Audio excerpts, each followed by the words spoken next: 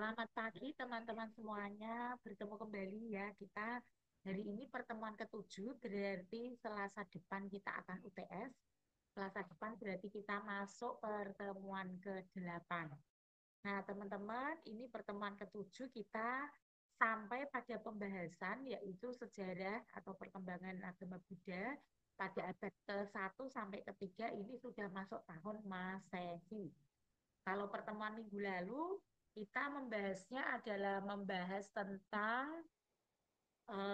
membahas tentang abad 1 sebelum Masehi. Kita bahas beberapa poin dan sampai di pembahasan tentang konsili Buddhis keempat, di mana ada dua versi Stawirawada dan juga versi Sarwastiwada atau Mahayana. Kalau yang versi Stawirawada tadi adalah versi Theravada. Akhirnya konsilinya terjadi di Sri Lanka dengan berbagai alasan yang kemarin telah kita bahas. Lalu untuk aliran dari Cikal Bakal Mahayana, mereka menyelenggarakan di India bagian utara yang dipimpin atau di bawah kepemimpinan Raja Kaniska seperti itu. Kemarin telah kita bahas dan sekarang kita akan maju. Kalau secara garis zaman seperti ini ya, kita kemarin abad 1 sebelum Masehi, nah sekarang kita abad 1 Masehi, sampai dengan tahun 300 perkembangannya seperti apa, berarti rentangannya cukup panjang. Dan agama Buddha juga sampai dengan tahap ini juga telah lama ya berusianya, karena dari 600 sampai 100 berarti 600 sampai di tahun Masehi, ditambah sini berarti usianya yang kita bahas adalah antara 700 sampai dengan 600 tambah 300 900. Antara 700 sampai 900 tahun usia agama Buddha telah berada di kawasan yang menjadi fokus kita adalah di kawasan yang menjadi jalur sutra. Jalur sutra itu gambarannya adalah garis ini ya teman-teman. Ini adalah garis bagaimana orang-orang itu melakukan perjalanan darat dari daerah Cina menuju ke daerah-daerah lain dari India dan dia sampai ke kawasan Timur Tengah. Bahkan sampai ke barat di sini, sampai ke Arab, sampai ke Mesir, sampai ke Turki. Itulah kerennya orang-orang zaman dahulu. Khususnya adalah pencetus dan penggagas jalur sutra, sehingga jalur ini menjadi jalur perdagangan yang sangat ramai seperti itu. Itu teman-teman, fokus kita akan ada di wilayah ini. Dan sebetulnya abad 1 sampai ke-3 ini di wilayah lain juga sudah mulai berkembang.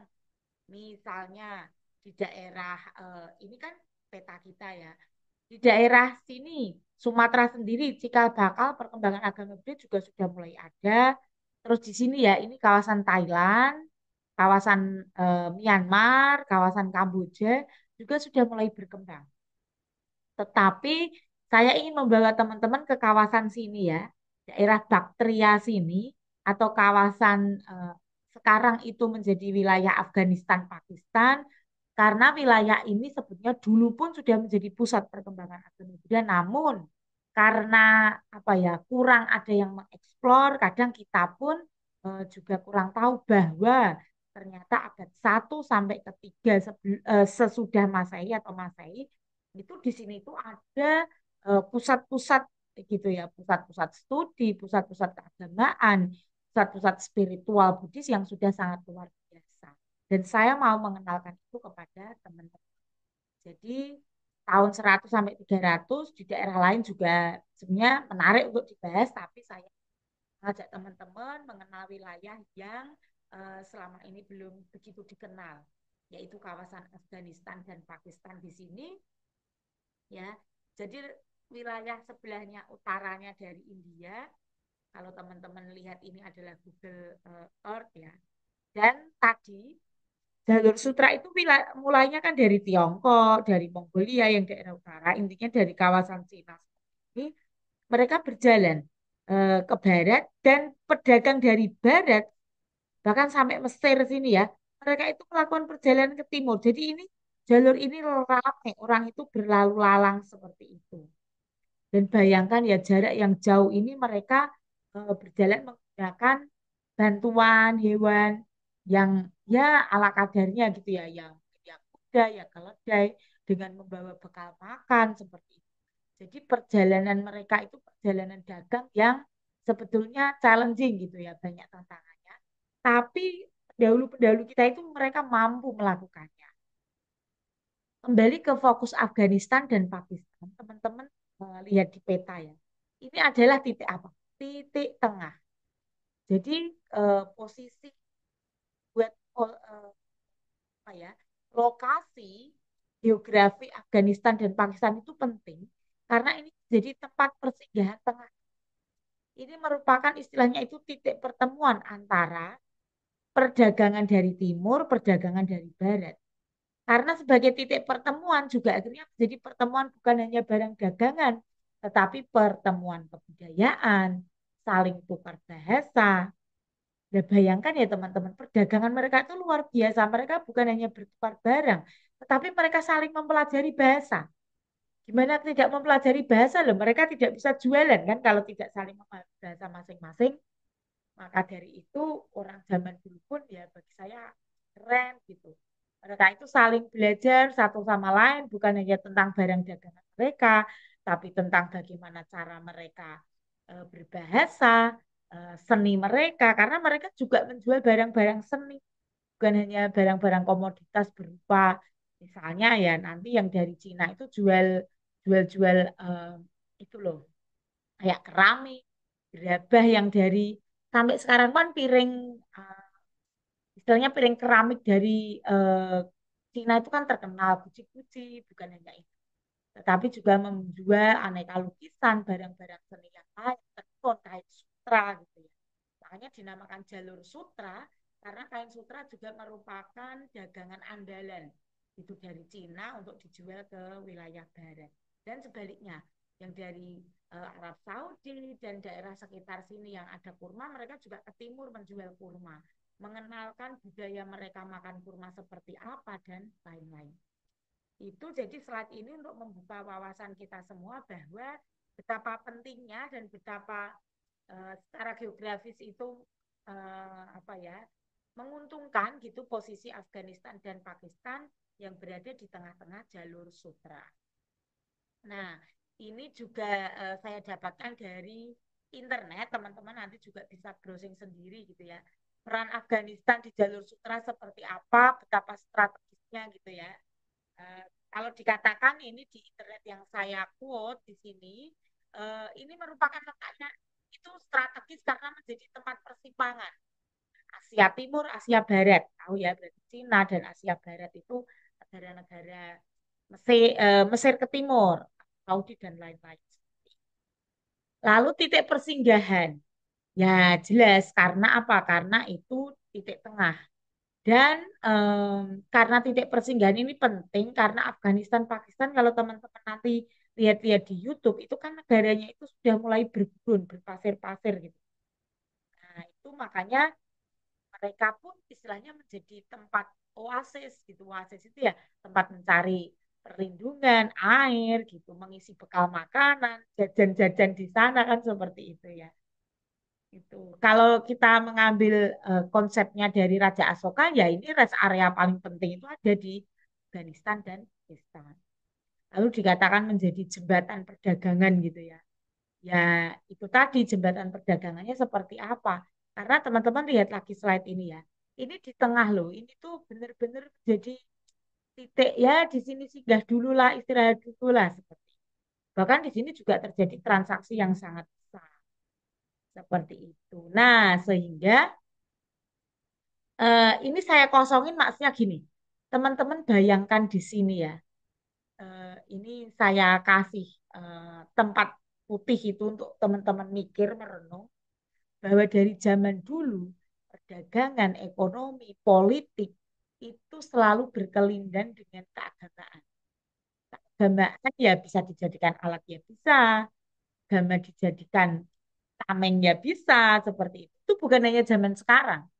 Sekarang kan juga ada seperti itu, partai politik yang didirikan berdasarkan agama gitu. Memilih calon pemimpin tertentu juga berdasarkan sentimen agama seperti. Nah, ternyata dari zaman dulu pun juga seperti itu. Artinya agama, sosial, ekonomi, politik itu sebetulnya juga saling ya kait mengkait seperti itu. Dan teman-teman lihat ternyata para pedagang ini juga apa ya, selain mereka berdagang, jalurnya rame ini juga membuka orang-orang spiritualis untuk ikut melakukan perjalanan. Jadi bayangkan ya dulu kita kan sering mendengar nama-nama itu pada saat SMA. Ada Ising, Fasien, terus Tuan Chang gitu ya. Itu adalah nama-nama pejalan kaki Cina. Chinese traveler yang mereka berjalan, mereka tujuannya bukan berdagang. Tapi mereka spiritualis, mereka itu pencatat sejarah. Jadi jalur perdagangan ini, jalur sutra, bukan hanya semata-mata membuka jalur ekonomi, tapi membuka jalur-jalur yang lain. Jalur spiritual, jalur pengembangan keagamaan, pengembangan seni, itu terbuka dengan adanya jalur sutra. Jalur yang tujuan utamanya perdagangan, tapi membuka sendi-sendi yang lain. Itu semoga di slide yang putih ini teman-teman bisa membayangkan gitu ya. Saya akan berikan kebebasan teman-teman untuk mengeksplor di dalam diri teman-teman, timbulkan daya analisis kritisnya, bagaimana jalur-jalur ini itu akhirnya membuka banyak sendi-sendi kehidupan yang lain. Contohnya tadi, Fahien itu loh bacanya kan Fasien. Terus Huan Chang gitu ya. Huan Tzang. Bukan bacanya Suan Chang sama Ising gitu ya. Itsing gitu ya. Ising, Fasien dan Suan Chang ini kan membuka mata juga bahwa mereka melakukan perjalanan loh melalui jalur darat saat mereka dari Cina datang ke India belajar ke Nalanda yang nanti menjadi topik kita selanjutnya juga menempuh jalur laut karena mereka juga datang ke Sriwijaya di Muara Jambi seperti itu. Jadi membuka jalur-jalur yang lain, membuka sendi-sendi yang lain. Itu di slide putih ini teman-teman bisa membayangkan dan bisa menganalisis ya. Itu. Nah, karena tadi ada slide yang seperti ini ternyata membuka sendi-sendi kehidupan yang lain dan kita sampai pada fakta bahwa di Afghanistan sekarang itu di daerah Jalalabad ya, Jalalabad adalah salah satu kota yang terkenal juga di Afghanistan. Walaupun teman-teman tahu ya sekarang Afghanistan itu dalam masa kelam karena pemerintahnya keok, pemerintahnya kalah diserang oleh kelompok pemberontak Taliban dan saat ini yang menguasai Afghanistan adalah kelompok pemberontak atau pemerintahan. Pemerintahan resminya sudah kalah. Terakhir itu pada saat Taliban menguasai itu benar-benar loh, belum lama kan 2022 presiden dan perdana menterinya lari kabur karena kalah sama Taliban. Nah, walaupun kondisinya seperti itu, tapi di abad 1 sampai ketiga Masehi mereka itu sempat mengalami masa keemasan berkaitan dengan kehidupan atau perkembangan agama Buddha di Afghanistan. Saya mau mengenalkan teman-teman tentang satu situs Buddhis kuno yang namanya Hada Double D. Hada ini dulunya adalah sebuah kawasan gitu ya, yang bukan hanya kecil tetapi luas sekali. Itu di daerah ini dibuat wihara-wihara, wihara-wiharanya itu namanya adalah Tapasotor. Tapi di slide selanjutnya juga muncul.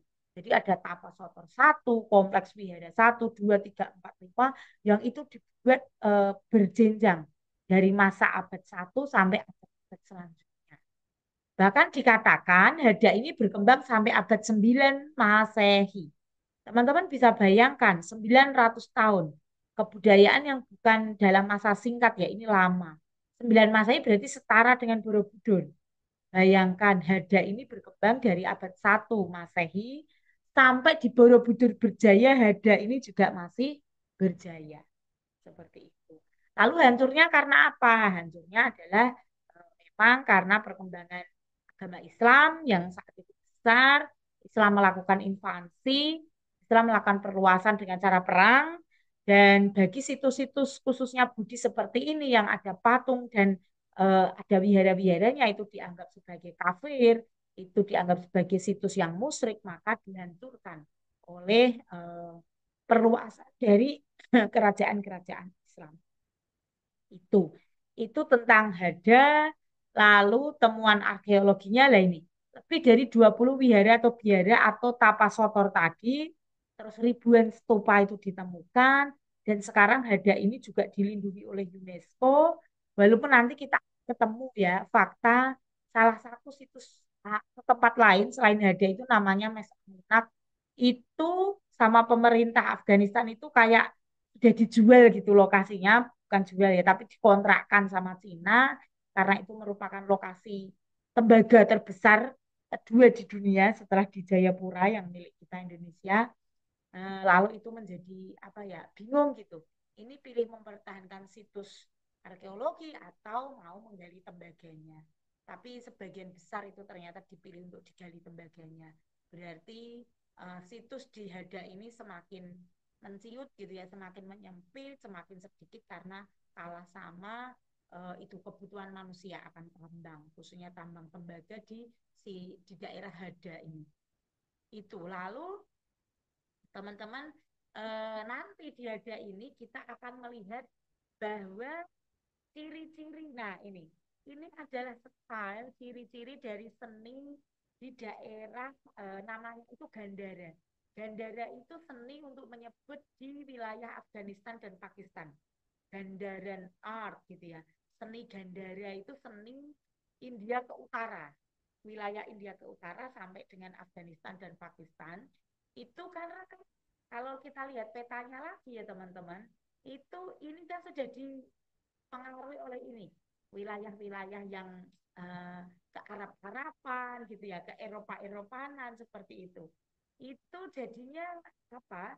Jadinya patung Buddha yang ada di wilayah Gandhara itu ya itu mancung sekali gitu ya. Jadi ala-ala Yunani gitu, gagah sekali. Terus rambutnya itu ikal. Jadi kalau ada patung Buddha gaya rambut ikal, sebetulnya ini dipengaruhi oleh seni Gandhara. Seperti itu. Lalu jubahnya di banyak sekali seni rupang Buddha di wilayah Gandhara itu jubahnya itu dibuat kayak longgar gitu loh. Bahkan dikatakan ada yang jubahnya itu mirip toga seperti itu. Lalu juga ada percampuran dengan tokoh-tokoh lokal gitu ya. Misalnya pahlawan Yunani itu dianggap sebagai Wajrapani. Nah, seperti seperti itulah. Seperti Asoka juga dianggap sebagai Cakrawati seperti itu. Itu terus ekspresi patungnya itu halus, tenang gitu ya, penuh kedamaian. Itu menurut beberapa sumber seperti itu, dan kita lihat ya, rata-rata jubahnya itu kendor seperti itu. Jadi rupang Buddha itu jubahnya itu uh, turut sisa gitu loh teman-teman. Katakan itu mirip seperti toga. Beda kan kalau patung Borobudur. Jubahnya tidak seperti ini, bahkan terbuka satu sisi kan. Kalau teman-teman lihat di uh, ciri rupangnya dari Borobudur. Ciri rupang Sri Lanka juga rata-rata terbuka satu bahu. Kalau ini tidak tertutup di dua bahu, lalu jubahnya itu dibuat di patungnya ya bentuknya itu kendor gitu loh, seperti toga orang wisuda katanya seperti itu.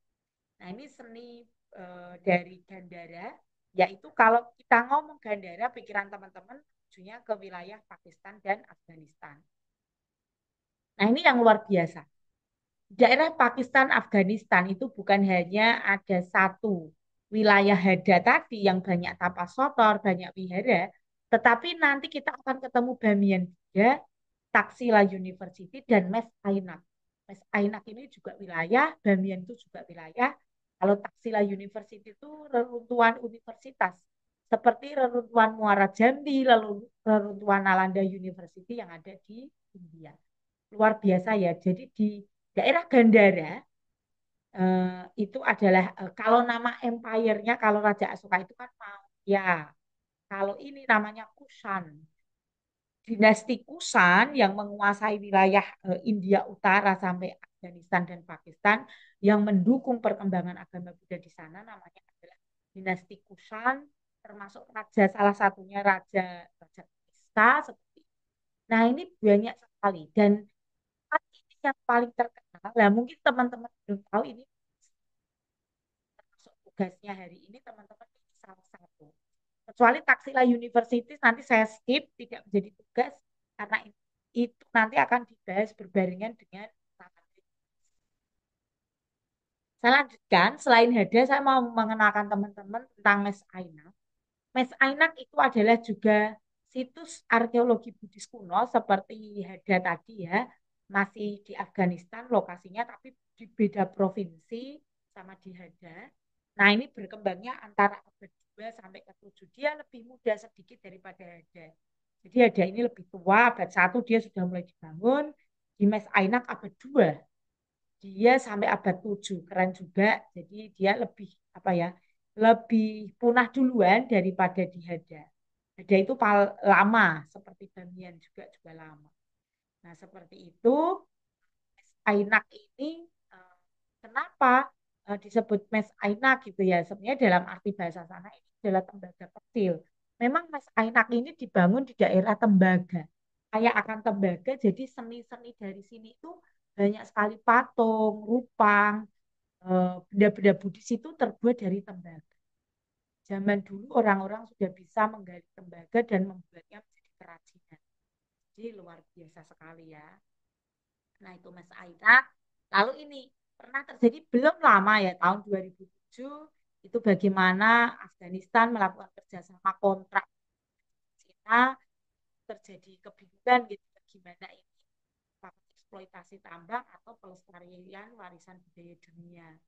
Lalu tahun 2009 itu artefak-artefak itu sebagian diselamatkan sebelum tambang aktif gitu ya. Namun ya bagaimana lagi tetap akhirnya tambang dilakukan dan ya artefak atau sisa-sisa dari kebudayaan Buddhis di wilayah Mes ini tinggal sedikit yang bisa terselamatkan seperti itu dan sekarang juga tetap menjadi lokasi tambang dan yang bikin ngenes lagi gitu ya pemerintahnya adalah Taliban yang sangat ekstrim garis keras mengecam bahwa benda-benda peninggalan seperti ini itu adalah benda-benda yang musyrik seperti itu yang layak untuk dihancurkan dan nanti teman-teman akan tahu bagaimana saat mereka juga menghancurkan Bamiyan Buddha itu sekelas Mas Ainak ya teman-teman nanti searching sendiri apa itu Mas Ainak sumbernya ada banyak sekali bukan hanya ChatGPT ya teman-teman nanti cari melalui sumber yang lain ini jadi foto ini sempat saya pun juga ya ampun gitu betapa luar biasanya teman-teman bayangkan ya teman-teman saya saat melihatnya itu sampai nggak percaya ini adalah kaki dari rupang sisa-sisa peninggalan di Mas Ainak belum ditambang gitu ya. Kalau ini sih memang para ya, mereka adalah dari badan arkeologi gitu. Mereka saat menggali. Bayangkan tinggi manusia itu hanya setinggi lutut patungnya saja. Dan itu menjadi ciri khas dari bangunan-bangunan yang ada di Afghanistan. Bangunannya itu tinggi-tinggi sekali. Termasuk nanti saat saya alihkan ke slide tentang Bamiyan Buddha. Itu luar biasa tingginya itu 49 meter. Bayangkan ya, 3 kalinya pohon kelapa kan seperti itu. Itu satu rupang Buddha. Bikinnya itu loh luar biasa. Bikin kukunya ini saja loh luar biasa kan. Itu hanya lutut itu setinggi manusia. Itu lutut dari patungnya. Dan ini semua hancur. Karena ini yang bagian atas kan sudah hancur semua. Ya begitulah. Dan ini pernah eksis, ini pernah berjaya di kawasan Afghanistan gitu ya. Khususnya di daerah Hada dan juga Mes Ainab itu. Jadi ini peta dari sekarang kondisi Afghanistan dengan kota-kotanya gitu ya. Di daerah Jalalabad sekitar sini membentang sampai ke selatan sini itu ada Hada, ada Mes Ainab, ada Bamiyan, ada Sila University. Jadi dulu membentang luas seperti itu. Nanti teman-teman cari di YouTube ya. Bagaimana kondisi Afghanistan sekarang yang dulu pernah berjaya sempat membuat patung yang luar biasa seperti ini, sekarang dikuasai Taliban. Para perempuan nggak boleh sekolah, semuanya di rumah. Yang terjadi pemerintahan itu dirumahkan, tetap digaji, tapi mereka nggak boleh mencampuri kebijakan pemerintah. Sama saja ya itu ibaratnya diberangus gitu ya. Suara aspirasi dari perempuan nggak boleh sekolah karena mereka yakin dengan ibu yang bodoh generasinya akan bodoh kalau generasinya bodoh bangsanya bodoh dan Taliban akan tetap bisa menguasai Afghanistan jika rakyatnya itu bodoh semua dan untuk membuat rakyat bodoh semua kuncinya adalah dengan membodohkan para perempuannya dibuat di rumah, tidak sekolah seperti itu. Ya itu kenyataan sampai sekarang, teman-teman. Nanti teman-teman cari di YouTube bagaimana Afghanistan sekarang di bawah pemerintahan Taliban itu. Nah, ini kalau petanya dulu ya zaman kunonya seperti ini. Mereka memang ada sungai, tapi unik sungai ini hanya terisi air saat hujan. Karena memang kawasan tandus-tandus berpasir gitu. Dulu namanya ada yang menyebutkan Hada, ada yang menyebutkan Hida seperti itu. Lalu ini di daerah Hada tadi ada kompleks-kompleks vihara namanya Tapas Sotor gitu ya. Rupang-rupangnya itu seperti ini dicampur dengan dewa-dewa Yunani gitu ya. Ya namanya percampuran gitu kan. Itu lalu Tapas Sotornya viharanya banyak sekali dari 1 sampai dengan 9 gitu ya. Yang sudah ada. Nah, dibangun oleh raja-raja ini ya Raja Kusan, Wasudewa dan seterusnya seperti itu. Jadi ini adalah biara-biara di wilayah Hada. Ini peninggalannya seperti ini, teman-teman. Bagus sekali. Ya, tapi hilanglah sudah. Pengikutnya juga sudah tidak ada, bahkan bangunan-bangunan ini dianggap orang Afghanistan sekarang sebagai bangunan yang musyrik gitu ya, dihancurkan, dibom gitu. Macam-macam. Itu seninya luar biasa ya. Luar biasa sekali. Itu seni Gandara namanya. Nah, mereka keren memang.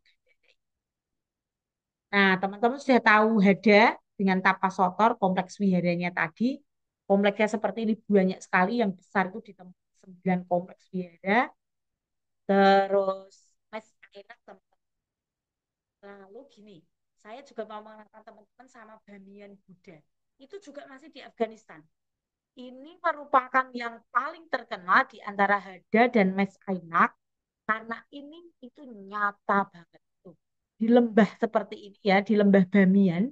Tuh, dari kejauhan teman-teman tahu kan sekarang ini ada bolongnya. Nah, bolongnya ini dulu ini sebelum dihancurkan di bom masih ada apa ya? Masih ada berdiri, bukti berdiri, tapi ini dibom, benar-benar dibom. Dibom pertama itu baru menghancurkan kaki oleh kelompok Taliban, kakinya hancur, dibom lagi, dirancang lagi seminggu lebih katanya ya sampai merancang, ya, merancang bomnya, bom peledaknya sampai benar-benar menghasilkan ini bolong. Benar-benar sekarang sudah tidak ada, hancur. Teman-teman kalau tahu di YouTube ada banyak video bagaimana penghancuran gitu ya. Pada saat dia meledak, saat dia kemana-mana itu benar-benar eh, ya kata warga sekitar yang mereka walaupun muslim tapi mereka tidak begitu fanatik juga sebenarnya mereka sangat menghargai situs ini dan pada saat Rupang setinggi 49 meter ini dibuang mereka juga sedih gitu ya. Tidak ada lagi peninggalan untuk anak cucu seperti itu. Ya itulah yang terjadi sekarang. Jadi kita tidak bisa melihat lagi untuk masih ada gambar-gambar di internet seperti ini ya. Ini dulu tapi sekarang sudah menjadi bolong pelompong gitu ya benar kosong. Tinggi 49 meter itu di Bamiyan Buddha. Teman-teman cari di internet ada banyak sekali sumber yang membahas tentang Bamiyan Buddha. Lalu ini ya di Afghanistan lokasinya di seperti itu situs Bamiyan Buddha. Kalau teman-teman pakai Google Earth di zoom gitu juga akan ketahuan gitu. Memang lokasinya itu pasir-pasir gitu ya teman ya. Kayak di batu karang gitu, kuat sekali.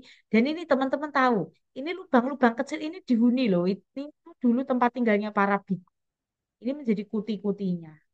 Keren, karena di dalam ini ruangannya besar sekali. Gitu. Jadi ya ini dulu luar biasa, tapi sekarang sudah hancur. Dan terakhir, eh, sisa-sisa dari Afghanistan, Pakistan itu adalah salah satu dari 4 universitas besar, yaitu ada Sila, Wikramasila, Nalanda, dan satu lagi itu Odantapuri ya. Jadi 4 universitas keren zaman dulu, salah satunya Taksila itu ada di kawasan Pakistan. Berarti dia lebih selatan daripada Afghanistan. Jadi kawasan sini. Tapi dulu sih masuk di kawasan Kusan Empire atau dinasti Kusan atau di bawah Gandhara tadi ya. Seperti itu. Kalau sekarang kan dibedakan menjadi Afghanistan, Pakistan. Letaknya Taksila itu di sisi selatannya, lebih mendekat ke India. Itu teman-teman pengantar dari saya untuk mengantarkan teman-teman bagaimana abad 1 sampai 3 itu agama Buddha berkembang flourishing gitu ya, berkembang bagus sekali di hmm, India Utara, khususnya di Kusan Empire atau di dinasti Kusan yang meliputi sekarang itu wilayahnya Pakistan dan Afghanistan. Sisa-sisa kebesaran dari dinasti ini dan perkembangan agama Buddha adalah adanya Taxila University ini, lalu adanya Bamiyan Buddha yang walaupun sekarang hancur, lalu wilayah Mes Ainal, dan juga kompleks Hada dengan berbagai kompleks wihara atau soto. Seperti itu teman-teman. Dan untuk hari ini saya mohon teman-teman, karena tema itu banyak gitu ya, teman pilih salah satu tema, lalu bikin catatan oke, bikin PPT oke, dikirim ke grup kelas lagi, teman-teman pilih. Apakah mau bikin PPT atau catatan tentang Hada, Tapak Sotot, atau Bamiyan Buddha atau Mes Ainun, supaya kita tahu ya. Kita tahu, teman-teman juga tahu nanti diwartakan bahwa Afghanistan dan Pakistan dulunya itu adalah wilayah Buddhis, ada banyak sekali situs yang sangat terkenal keren gitu, walaupun sekarang sudah hancur. Bamiyan Buddha kalau teman-teman mau gali fakta tentang bagaimana dia dibom, dibangunnya kapan gitu ya, keindahannya seperti apa, dibomnya itu 2001, terus sampai sekarang itu ya sih menjadi perdebatan kalau dibangun ulang siapa juga yang mau bangun. Orang Afghanistan sendiri sekarang di bawah Taliban yang mereka kafirkan dan memusrikan benda-benda seperti ini gitu. Jadi yang kita lihat hanya foto dan video gitu ya. Untuk masih ada beberapa videonya tentang Bamiyan Buddha ini teman-teman. Itu jadi silakan pilih salah satu, kita bernostalgia gitu ya ke masa kejayaan agama Buddha abad 1 sampai 3 Masehi di Afghanistan dan Pakistan. Itu dan tentunya banyak nilai yang dapat dipelajari. Zaman dulu pun orang-orang sudah cerdas secara spiritual, cerdas secara seni ya teman-teman ya, cerdas secara arsitektur gitu. Kita saja yang kalau suruh bangun juga mungkin bingung bikin patung segede itu ya, 49 meter tingginya gitu ya. Kalau itu mungkin manusia kalau berdiri mungkin dia hanya sampai mata kaki dari patungnya saja gitu ya. Bayangkan bikinnya itu seperti apa. Itu kan butuh insting, butuh seni, butuh ya macam-macam skill itu. Maka pesan moralnya kita yang hidup di zaman sekarang juga mari terus mengembangkan skill agama Buddha yang ada masih bertahan sampai sekarang kita jaga, kita lestarikan sesuai dengan zaman. Kalau sekarang itu zamannya AI ya kita pakai AI tapi harus memperhatikan prinsip-prinsip tertentu. Karena kemarin juga saya sempat diskusi sama beberapa staf dan dosen di grup pengurus, itu kalau mau bikin AI boleh, tapi kalau AI-nya kok Sang Buddha yang dibuat apa ya, karakter atau figur yang lucu-lucu kok kayaknya itu merendahkan gitu ya. Ya itu juga kita perhatikan, tapi tidak boleh mengurangi kreativitas kita untuk mengembangkan agama Buddha sesuai zamannya, bekerja cerdas gitu ya dengan cara cerdas gitu supaya agama Buddha tetap lestari. Gitu materi hari ini. Saya tunggu tugasnya di grup kelas. Terima kasih dan namo buddhaya.